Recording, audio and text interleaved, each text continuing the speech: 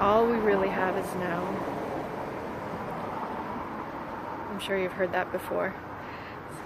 So everything else is simply a memory or a fantasy about what's to come, or what may come. We don't ever really know. We can't ever actually truly know what the future will hold. So what I notice happening in my own experience is when I embrace the moment and truly try to just be there, I notice that my heart is sending messages to my mind. And usually I have to get kind of quiet and still in order to hear those messages.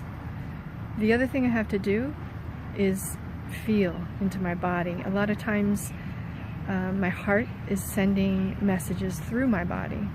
So for instance, if I'm having thoughts about something I feel afraid of,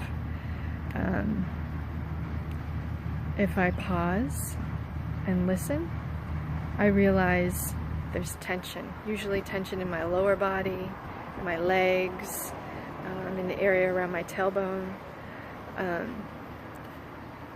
my hips. So the key is to just be with that. And in fact, that is the key that I've learned to being present, is learning to feel sensation, to put your attention on sensation in your body. It gets you out of your mind. You know, usually your mind is in the future or in the past or making up stories that aren't real, that just contribute to anxiety and feelings of fear. But if you can slow down and pause and feel, that will help you come more into the present so that you can realize that those thoughts are simply that, just stories. Let me think of an example. So, you know, there's so much going on in the media and in the news today about our new president, right? President Trump.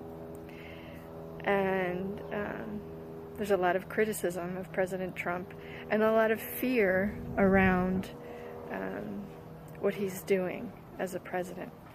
Fear that we're going to lose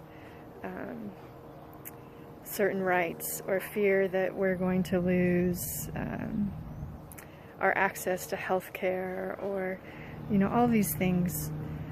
And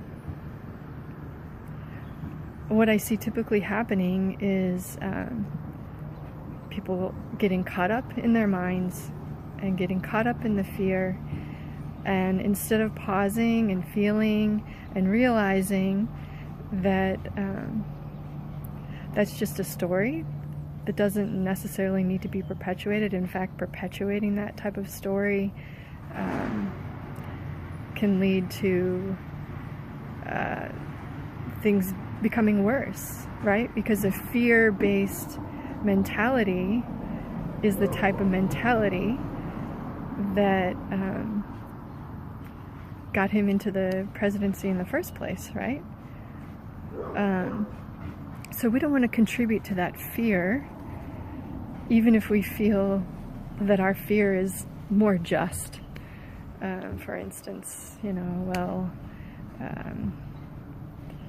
their fear is about fear of immigrants that's unfounded, and our fear is about fear of losing our rights to health care, or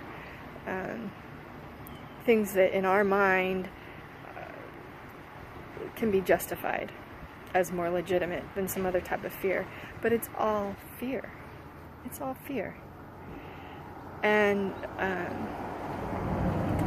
more fear is just going to fuel the fire, because what happens when we live in that headspace, that fear-based headspace, is we start to react. We start to react without pause, without taking the time to stop and feel and realize the truth of it all.